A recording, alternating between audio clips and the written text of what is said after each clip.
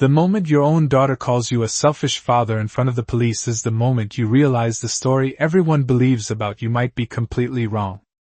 At exactly 1:03 a.m., 2 sharp knocks rattled my front door hard enough to wake the whole house, and when I opened it, flashing red and blue lights painted the quiet street like something out of a late-night crime show. 2 police officers stood on my porch while cold night air drifted inside, and behind me the living room looked like a scene frozen in confusion, a drinking glass lying shattered across the hardwood floor, its pieces catching the hallway light. Then I heard Olivia's voice. "He's a selfish father!" she shouted from across the room, pointing straight at me like I was the stranger in my own home.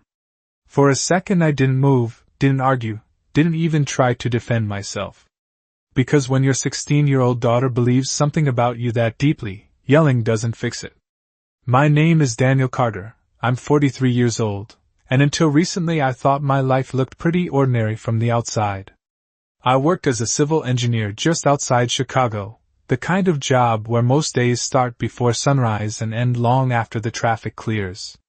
60, sometimes 70 hours a week, building things most people never notice while driving past them. Bridges, retaining walls, highway expansions. Quiet work that keeps the world moving. I didn't complain about the hours because every paycheck meant my family had stability. A house in a safe neighborhood, good schools, groceries always stocked, and a daughter who once used to run down the hallway when I came home from work yelling, "Dad's here!" Back then Olivia used to say I was her hero. Looking back now, that feels like it happened in another lifetime. Somewhere over the past 2 years, something changed in our house, but it didn't happen all at once. It never does. Big problems usually arrive disguised as small ones. A late dinner here. A missed conversation there. My wife Rebecca started working longer hours at her marketing firm downtown, and with those longer hours came a new name I kept hearing at the dinner table. Mark Sullivan.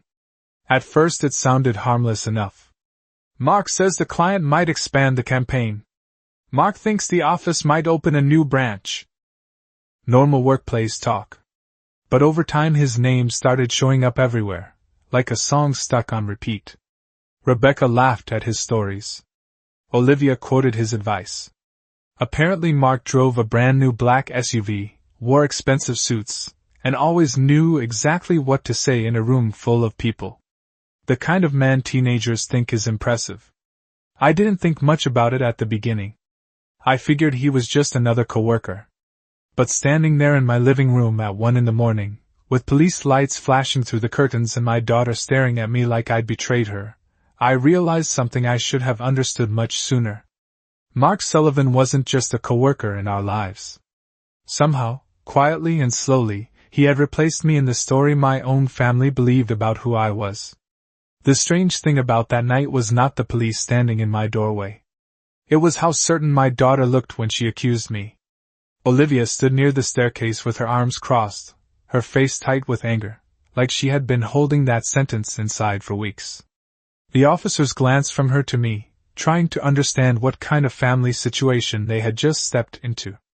I could hear a neighbor's porch light click on outside, and somewhere down the block a car drove past slowly, curious about the flashing lights.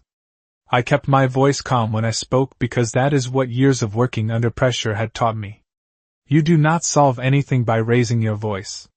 One of the officers asked if everyone inside the house was safe, and I nodded. No one was hurt. Nothing dangerous had happened. Just a family argument that had spiraled further than it should have. But Olivia was still staring at me like the entire situation was my fault. That look did not appear overnight. I had seen it growing slowly over the past year, like a crack spreading through glass before anyone realizes it will eventually break. At first the changes were small. Olivia stopped waiting up for me when I came home from work. Then she stopped asking about my day. When I tried to talk with her at dinner, she would shrug and say she had already discussed it with her mother earlier. Rebecca would sit across the table quietly, sometimes scrolling through her phone while Olivia talked about school or friends or the latest advice she had heard from Mark Sullivan. The first time Olivia mentioned him directly to me, she said it in a way that caught me off guard. She said Mark understood people better than most adults she knew. I remember pausing with my fork halfway to my mouth because I did not know how a co-worker of my wife had suddenly become someone my daughter admired so much.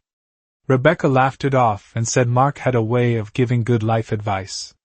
I told myself not to overthink it. Teenagers often latch on to new role models. But over time Mark's name kept appearing in conversations that used to belong to our family. Olivia talked about the car he drove, a sleek black sport utility vehicle that looked like something out of a magazine advertisement. She talked about the places he traveled for work and the restaurants he recommended downtown. Once she even told me that Mark said successful people needed confidence and presence when they walked into a room. I remember smiling politely and telling her confidence comes from years of hard work. She did not look convinced. That was the moment I first realized something uncomfortable. In Olivia's eyes, I was no longer the example of success. I was just the tired man who came home late carrying a laptop bag and the smell of long days at construction sites. And standing there in the living room that night, with police lights flashing through the curtains and my daughter convinced I was the problem, I began to understand how far that quiet shift had already gone. I remember the exact moment when doubt first entered my mind about Mark Sullivan, and it did not happen during a dramatic argument or a shocking discovery. It happened on an ordinary Tuesday evening while I was standing in the kitchen rinsing coffee out of a travel mug. Olivia was sitting at the counter doing homework, her laptop open, earbuds hanging loosely around her neck. Rebecca had just come home from work, and she was talking about a meeting downtown that had run late. Mark's name appeared again in the conversation, the way it had many times before, but this time something about the tone caught my attention. Rebecca said Mark had helped her understand some financial strategies that successful professionals used to manage investments and savings. Olivia looked up from her laptop and said Mark sounded like someone who really knew how the world worked. I dried my hands on a dish towel and asked a simple question that any husband might ask. I asked what kind of financial strategies they were talking about. Rebecca hesitated for half a second before answering. She said it was nothing complicated, just basic advice about moving money into accounts that performed better over time. I nodded because on the surface that explanation sounded reasonable. Still, the hesitation stayed in my mind long after the conversation ended. When you spend 20 years working on engineering projects, you develop an instinct for small inconsistencies. A bridge does not collapse because of one large mistake. It collapses because tiny problems are ignored for too long. Over the next few weeks I began noticing other small things that had not been there before. Rebecca asked more questions about our joint savings account than she ever had in the past. She wanted to know the exact balances and which payments were scheduled each month. Olivia started repeating phrases that sounded suspiciously like business advice coming from someone much older than a teenager. She talked about opportunity, influence, and building connections with people who had real power. Once she even said Mark believed that ordinary thinking kept most families stuck in the middle class. I remember standing there in the hallway listening to that sentence, and wondering when a man I had never met outside of a brief handshake had become such an authority in my daughter's mind. I tried to dismiss the feeling that something was not right. Life is busy, and families grow in complicated ways. Not every change means trouble. But then one afternoon about 3 weeks before the night with the police, I opened our online banking account while reviewing monthly bills. That was when I saw a transfer that I did not recognize. $8,000 had moved from our savings account into another account listed under Rebecca's name. At first I assumed it was a mistake, or a simple oversight. Money moves around sometimes when people reorganize finances. Still, I could not shake the memory of Rebecca mentioning financial advice from Mark Sullivan. That was the moment when curiosity turned into something heavier. I did not confront anyone that night. Instead I closed the laptop and sat quietly at the kitchen table, staring out the window at the streetlights. Because a question had started forming in my mind, and once a question like that appears, it refuses to disappear until you find the truth behind it. I did not sleep much that night after seeing the transfer. $8,000 is not a small number you accidentally move without remembering. It sits in your mind like a loose bolt in a machine that used to run smoothly. The next morning I woke up before sunrise the way I always did for work, but instead of heading straight for the coffee maker I opened the banking account again. The transaction was still there, clean and quiet on the screen, dated 3 days earlier. Rebecca had never mentioned it. That alone would not normally mean anything, but when you combine silence with new financial advice from someone outside the family, the picture begins to feel different. I closed the laptop before Rebecca came downstairs because I did not want my curiosity to turn into an argument. People often think truth comes from confrontation, but in my experience the truth shows itself when you give it space. The house moved through its usual morning routine. Rebecca grabbed a travel mug and checked messages on her phone while Olivia rushed through breakfast before school. They both left the driveway within minutes of each other. Once the garage door closed and the house went quiet, I sat back down at the kitchen table with the laptop open again. This time I looked deeper into the account history. The $8,000 transfer was not the only one. 2 smaller transfers had happened earlier that month, each around $2,000, moved into the same separate account under Rebecca's name. Together it added up to more than $12,000, leaving our shared savings. I leaned back in my chair and stared at the numbers for a long moment. Rebecca and I had always handled finances as a team. When we bought the house 15 years earlier, we promised each other that money decisions would never become secrets between us. That promise had survived job changes, college savings plans for Olivia, and even the occasional expensive home repair. Seeing those transfers felt like discovering a door inside your own house that you never knew existed. Still, I told myself, there could be a reasonable explanation. Perhaps Rebecca had opened a separate investment account. Perhaps she was planning something that she had not yet mentioned. But the thought of Mark Sullivan stayed in the background of my mind like a shadow that refused to move. Later that afternoon I stopped by a small coffee shop near my office during a break between project meetings. While I waited for my coffee, I opened my phone and searched Mark Sullivan's name online. The results were ordinary at first. A professional profile from Rebecca's marketing firm. A few photos from corporate events. A short article mentioning his involvement in a business networking group. Nothing alarming. Yet something about the polished image bothered me in a way I could not immediately explain. Everything about Mark looked perfect on the surface. The kind of man who seemed to appear fully successful without any visible struggle behind the scenes. And in my experience, when something looks that smooth, it usually means part of the story is missing.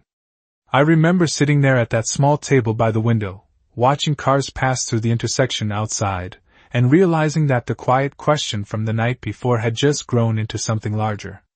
Because if Mark Sullivan truly had nothing to do with those transfers, then I would eventually find an explanation that made sense. But if he did, then the situation inside my own family was more complicated than anyone else in that house realized. Over the next few days I carried that question with me everywhere, the way a person carries a small stone in their pocket without realizing how heavy it becomes over time. I did not confront Rebecca about the transfers right away because I wanted to understand more before starting a conversation that could easily turn defensive. Instead, I watched carefully, the same way an engineer studies a structure before deciding where the stress points might be. Rebecca seemed normal on the surface. She left for work every morning around 7:30, returned home around 6, sometimes later if she said a meeting had run long. Olivia continued talking about school, friends, and the occasional story about Mark Sullivan that sounded more like admiration than casual mention. One evening while we were eating dinner, Olivia said Mark had recently given a presentation at Rebecca's office about personal success and long-term financial growth. She described the room full of people listening to him as if he were a motivational speaker rather than a coworker in marketing. I remember nodding politely while she spoke, but inside I was thinking about the numbers I had seen in the bank account. Later that night, after Olivia went upstairs to finish homework, I decided to ask Rebecca a simple question. I told her I noticed a transfer in our savings account, and wondered if she had opened a new investment account. Rebecca paused while loading dishes into the dishwasher. The pause was only a second long, But when you know someone for 20 years, you can recognize the difference between surprise and calculation. She said yes, she had opened a small investment account after talking with Mark about improving our financial strategy. She explained it in a casual tone, like it was a completely ordinary decision. I asked how much money she had moved.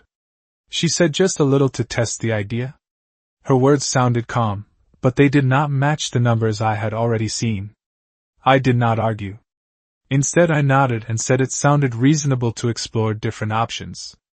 Rebecca seemed relieved that I did not question her further.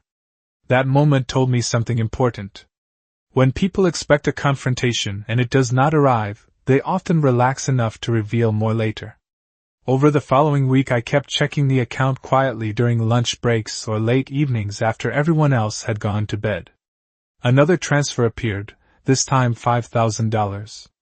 The total moving into Rebecca's separate account was now close to $20,000. At that point, curiosity was no longer the right word for what I felt. Concern would be more accurate.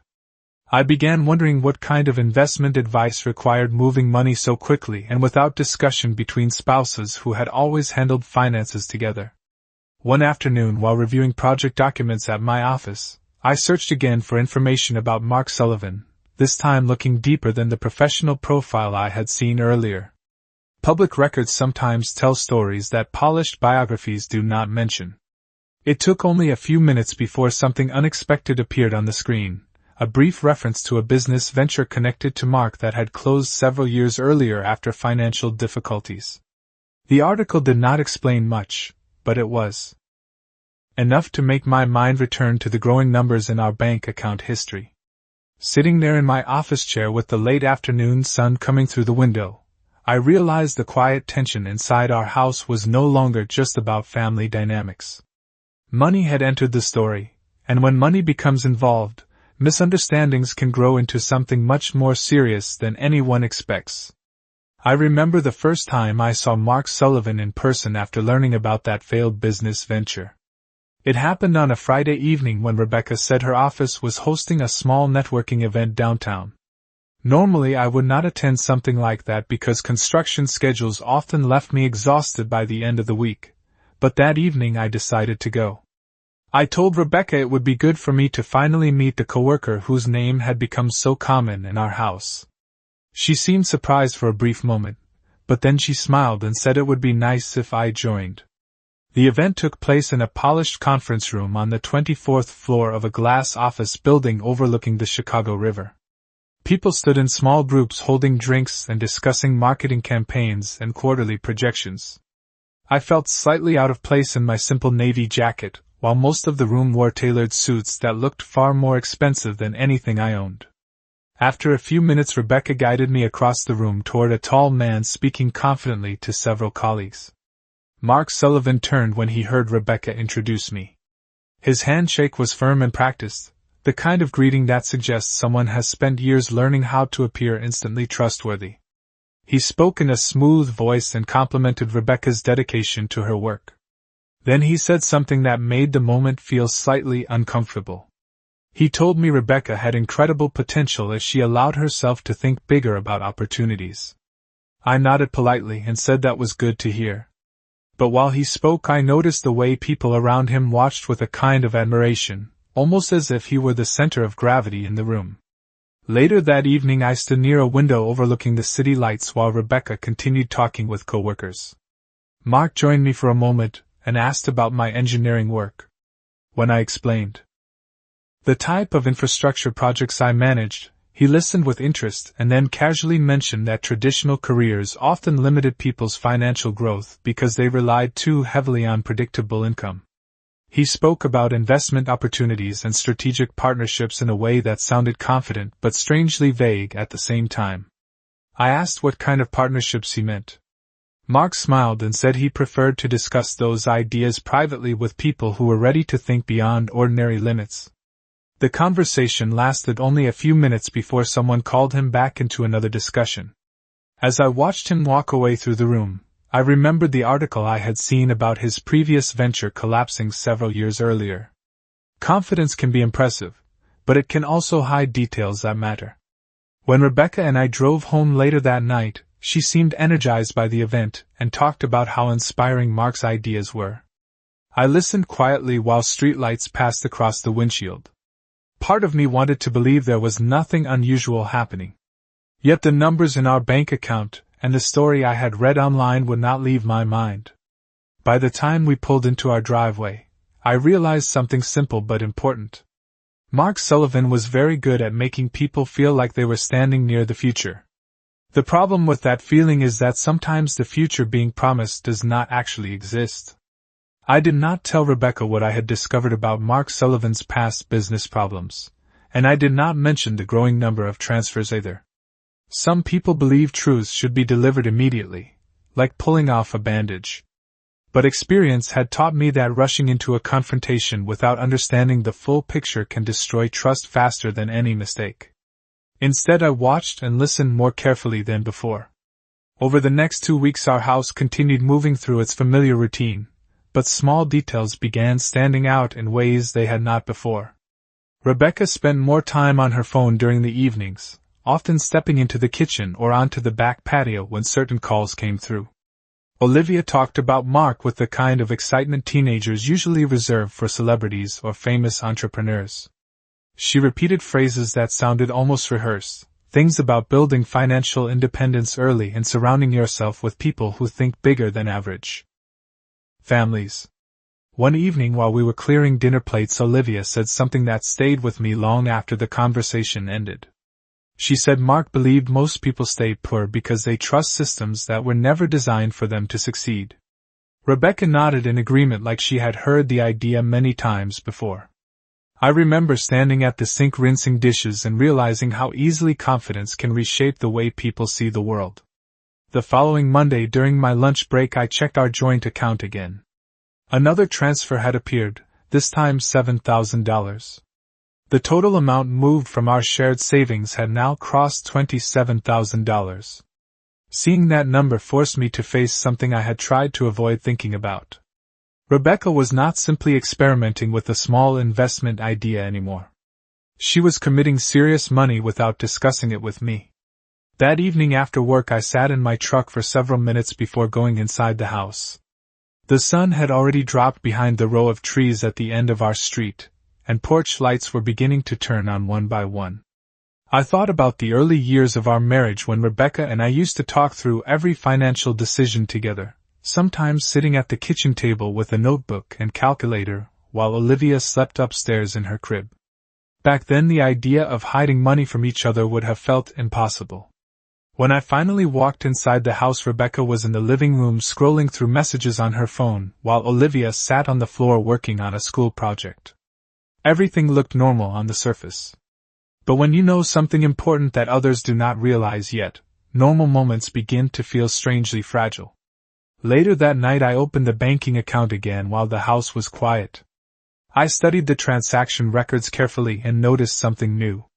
Each transfer from our savings account was followed within hours by another movement of money leaving Rebecca's separate account toward a financial service company I had never heard of before. The company name appeared repeatedly in the records, like a trail someone might leave without realizing it. I wrote the name down on a piece of paper and sat there for a long time thinking about what it might mean. Because by that point, the quiet question that had started weeks earlier had turned into something far more serious. Money was moving quickly, influence inside my family was shifting, and somewhere in the middle of those changes stood a man whose confidence seemed too perfect to be completely real.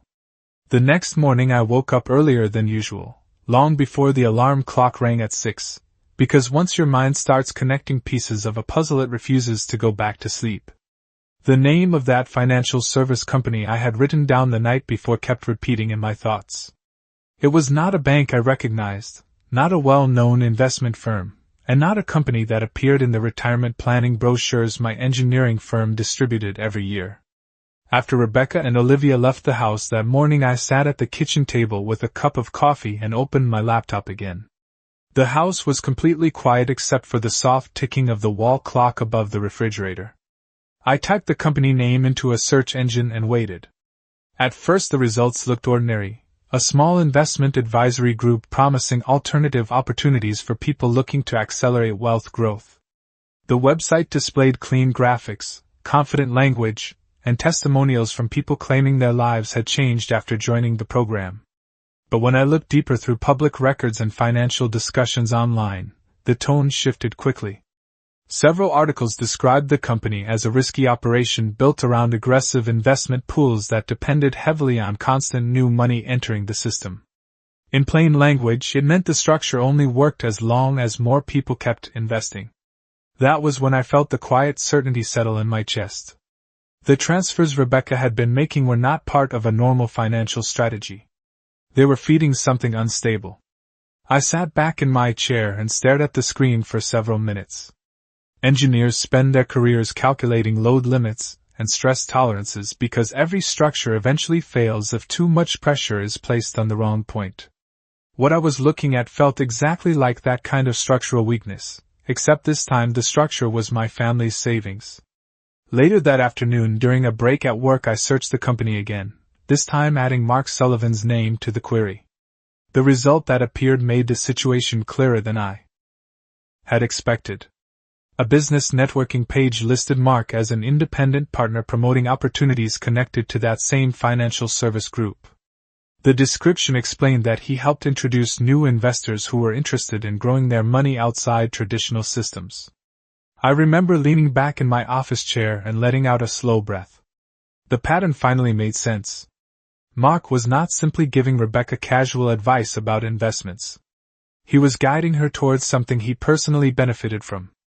When I drove home that evening, the sky above the neighborhood was turning orange with the last light of sunset.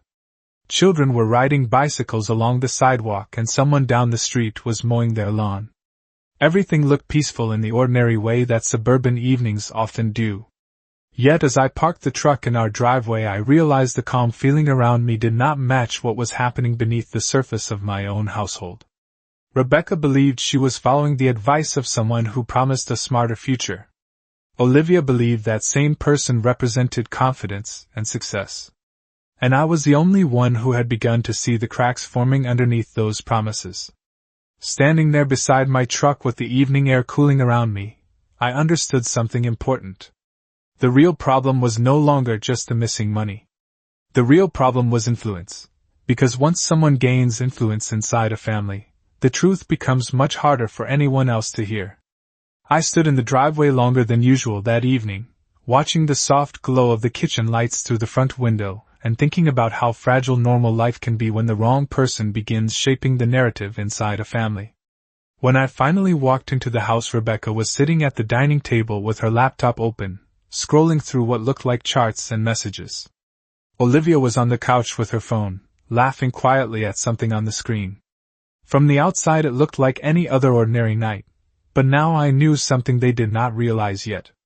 The influence guiding those decisions had a purpose behind it.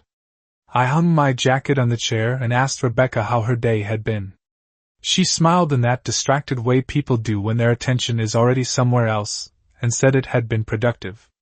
Then she added that Mark had shared another opportunity with her that could help our money grow faster if we acted quickly. The words were delivered with a kind of excitement that reminded me of someone describing a surprise vacation or a new car. I asked what kind of opportunity she meant. Rebecca turned the laptop slightly toward me and pointed at a series of numbers on the screen. She explained that the financial group Mark had introduced her to was opening a new investment pool for a limited number of participants. According to her, the people who joined early would benefit the most because the structure rewarded quick participation.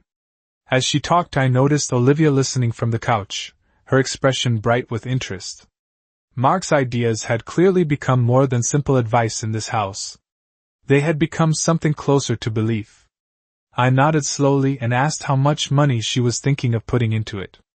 Rebecca hesitated for a moment, and then said she had already moved a portion of our savings into the program to secure a position before the opportunity closed. I did not react immediately. Instead, I walked over to the kitchen counter and poured myself a glass of water while letting the information settle. The total amount she had transferred over the past few weeks was already close to $30,000. If she added more now, the risk would grow even larger. When I returned to the table, I asked a calm question. I asked whether she had verified the company's structure independently, or if she was relying mainly on Mark's explanation. Rebecca looked slightly annoyed at that point and said Mark had far more experience with financial strategy than either of us. Olivia nodded in agreement from across the room. That was when I understood the real situation more clearly than ever before. In their minds, Mark was no longer just a co-worker or advisor. He had become the authority guiding our family's financial future. I sat down at the table and folded my hands together, choosing my words carefully because once a conversation like this begins, there is no easy way to reverse it. I told Rebecca there were serious warning signs connected to the company she was trusting, and I explained that I had researched the structure earlier that day. For a moment the room went completely quiet. Rebecca's expression shifted from excitement to disbelief, and Olivia looked at me like I had just challenged something she thought was obvious truth. That silence felt heavier than any argument because it marked the exact moment when two different versions of reality were about to collide inside our home. I watched the silence spread across the room like a slow-moving storm. Rebecca stared at me as if I had just insulted someone she trusted deeply, and Olivia's expression tightened with the kind of frustration teenagers feel when an adult challenges something they believe is obvious. Rebecca was the first to speak. She said Mark had explained the structure clearly and that many professionals were already participating in the program. According to her, it was designed for people who wanted their money to work harder than traditional savings accounts allowed. I listened without interrupting because sometimes the best way to understand someone's belief is to let them explain it fully. When she finished, I spoke carefully and calmly. I told her that earlier that day I had researched the company behind the investment pool. I explained that several financial discussions online described the structure as unstable because it relied heavily on constant new participants bringing in fresh money. In simple terms, the system could appear successful for a while but eventually collapse if the flow of new investors slowed down. Rebecca shook her head almost immediately. She said people on the internet often misunderstood innovative opportunities and that Mark had already shown her examples of people who had doubled their investments within months. Olivia leaned forward from the couch and said Mark believed traditional financial advice only protected banks, not ordinary families who wanted to grow faster. Listening to both of them speak, I realized just how powerful Mark's influence had become. He had not only introduced an investment idea, he had reshaped the way they interpreted every warning against it. I pulled a chair closer to the table and sat down so we were all at the same level. I told Rebecca that our savings account represented years of work, long construction projects under cold winter winds, and countless weekends spent making sure our family had stability. I said the concern I felt was not about ambition or growth. It was about risk that had not been fully examined. Rebecca's voice grew sharper at that point. She asked why I suddenly distrusted something that could improve our financial future. I answered honestly. I told her the person promoting the opportunity was personally connected to the company and benefited from every new investor he introduced. Rebecca looked genuinely surprised by that statement. For a moment she said nothing, as if trying to decide whether the information sounded believable. Olivia broke the silence by saying Mark had always been transparent, and that he would never guide people towards something harmful. The confidence in her voice told me exactly how deeply his message had settled in her mind. I looked at both of them and felt a strange mix of concern and patience. Because arguments rarely change beliefs that have already taken root. Instead, I suggested something simple. I asked Rebecca to pause any further transfers until we could verify the company through independent financial advisors. It sounded like a reasonable compromise to me. But the reaction I received told me the situation had already moved far beyond a simple disagreement. Rebecca leaned back in her chair and said Mark had warned her that people who hesitated often missed the biggest opportunities. Olivia crossed her arms and said I was being overly cautious because I did not understand how modern investing worked. Sitting there in the quiet dining room with the overhead light reflecting off the table, I realized something that felt both clear and unsettling. The conversation was no longer about numbers or strategy. It was about trust, and at that moment the trust inside our house was no longer pointing in my direction. Rebecca's words stayed in the air long after she finished speaking, the kind of silence that settles into a room when everyone realizes the conversation has crossed a line that cannot easily be walked back. I looked at Olivia first because in many ways her reaction mattered the most. She was 16 years old enough to form strong opinions but still young enough to be influenced by whoever spoke with the most confidence. Her arms were crossed tightly across her chest, and the disappointment in her eyes felt sharper than any raised voice could have been. Rebecca closed the laptop slowly and said that Mark had warned her some people would react with fear when they first heard about the opportunity. According to him, that fear came from years of being taught to trust systems that rarely allowed ordinary families to move ahead financially. Listening to her repeat those phrases, I recognized them immediately because they were nearly identical to the language I had seen on the investment company website earlier that day. That realization confirmed something important. Rebecca was not simply sharing her own conclusions. She was repeating a message that had already been carefully shaped for her. I rested my hands on the table and spoke as calmly as I could because anger would only prove the point they already seemed to believe about me. I explained again that I was not against investment or growth. I had spent 20 years building infrastructure projects that depended on long-term planning and responsible financial decisions. What concerned me was the speed and secrecy surrounding the transfers. Families that trust each other do not move tens of thousands of dollars without a clear conversation first. Rebecca sighed and said the reason she had acted quickly was because Mark believed hesitation could cost us a valuable opportunity. Olivia nodded again and said Mark had shown them examples of people who had started with small amounts and turned them into life-changing returns. For a moment I did not respond. Instead I walked to the kitchen counter and looked out the window at the quiet street beyond the front yard. Porch lights glowed softly across the neighborhood, and somewhere down the block a dog barked once before settling again. The calm outside felt strangely disconnected from the tension building inside our house. When I turned back toward the table I told Rebecca there was one more piece of information she needed to hear. Earlier that afternoon I had found documentation linking Mark directly to the investment group as an independent partner who received benefits for bringing new investors into the system.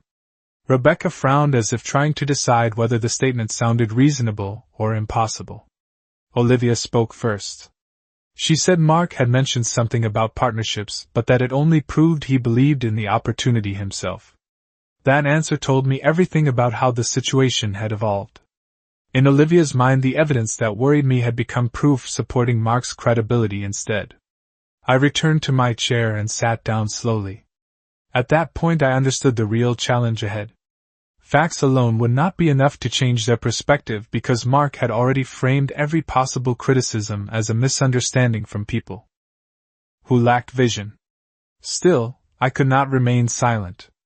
I told Rebecca that tomorrow I planned to contact a licensed financial advisor and ask for a professional review of the company's structure. If the opportunity was legitimate, the advisor would confirm it easily. But if it was not, then we needed to stop immediately before any more money disappeared. Rebecca looked uncertain for the first time that evening, but Olivia shook her head and said Mark would never guide them towards something dishonest. Hearing that certainty from my own daughter made one truth impossible to ignore. The influence inside our house had grown strong enough that even a father's warning now sounded like doubt rather than protection. The rest of that evening passed with a quiet tension that no one in the room could fully ignore. Rebecca closed her laptop and said she needed time to think about what I had said, but the tone of her voice suggested she was still holding tightly to the confidence Mark had given her. Olivia gathered her school papers from the table and walked upstairs without saying goodnight, something she had never done before in our house. I remained in the kitchen long after the dishes were finished and the lights in the hallway went dark. The clock on the microwave read 11:47 when I finally turned it off and went to bed. Sleep came slowly that night because the situation had reached a point where patience alone might no longer be enough. The next morning I followed through on what I had promised. After dropping Olivia at school, I drove to the office of a financial advisor recommended by a colleague at work. His office was located in a quiet brick building about 15 minutes from my job site. When I explained the investment structure Rebecca had been introduced to, he listened carefully without interrupting. Then he opened his computer and pulled up information about the company. Within minutes his expression told me more than his words did. He said the structure looked extremely unstable and had already attracted regulatory attention in several states because of the way it depended on constant new participants bringing in funds.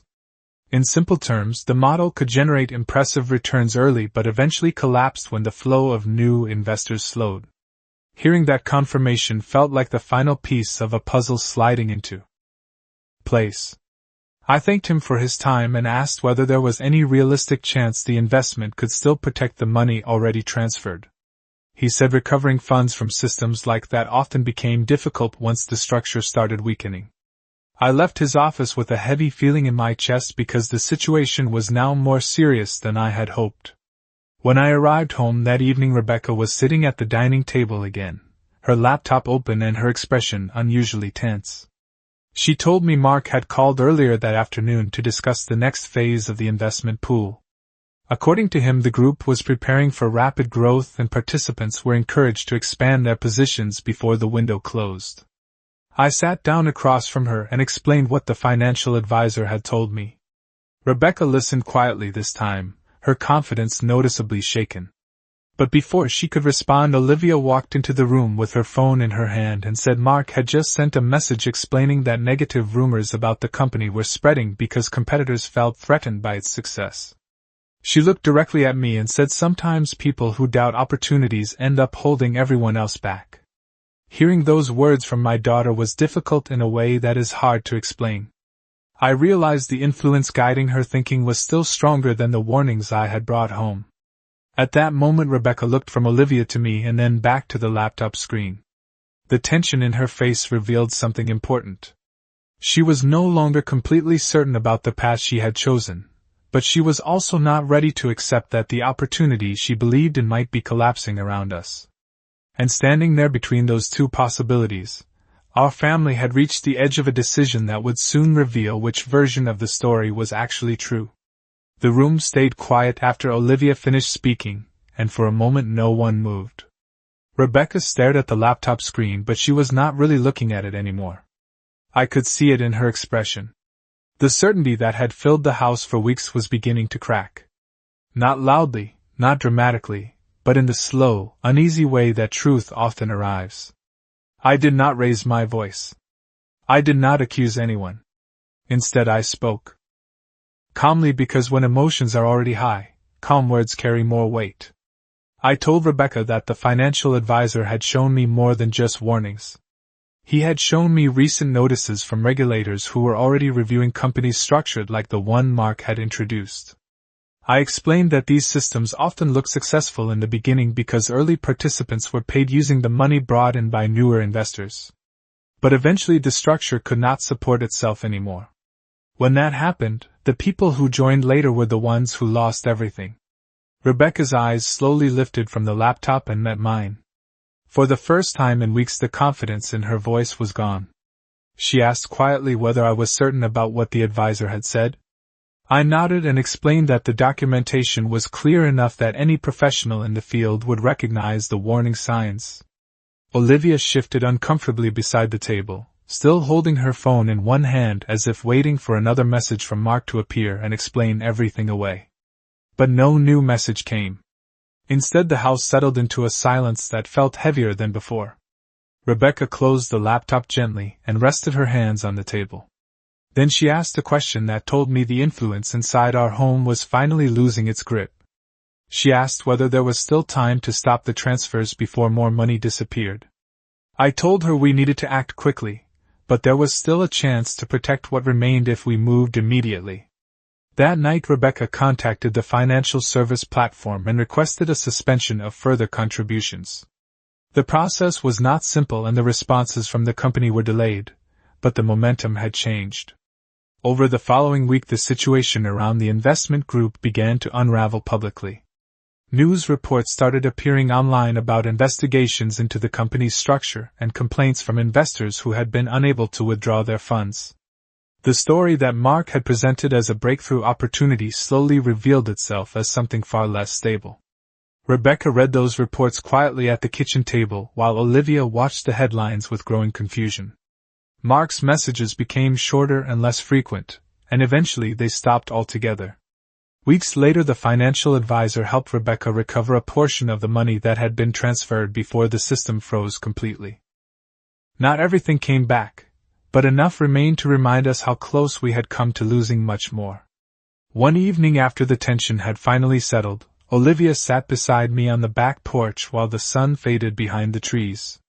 She did not say much at first. Then she looked at me and said she had believed Mark because he sounded so certain about everything. I told her certainty can be powerful, but it is not the same thing as truth. Families survive mistakes because trust allows people to correct them before it is too late. As the evening air cooled around us and the neighborhood lights began to glow, I realized something simple but important. Influence can enter a home quietly, but patience and truth have a way of finding their way back if someone is willing to stand still long enough to protect what matters.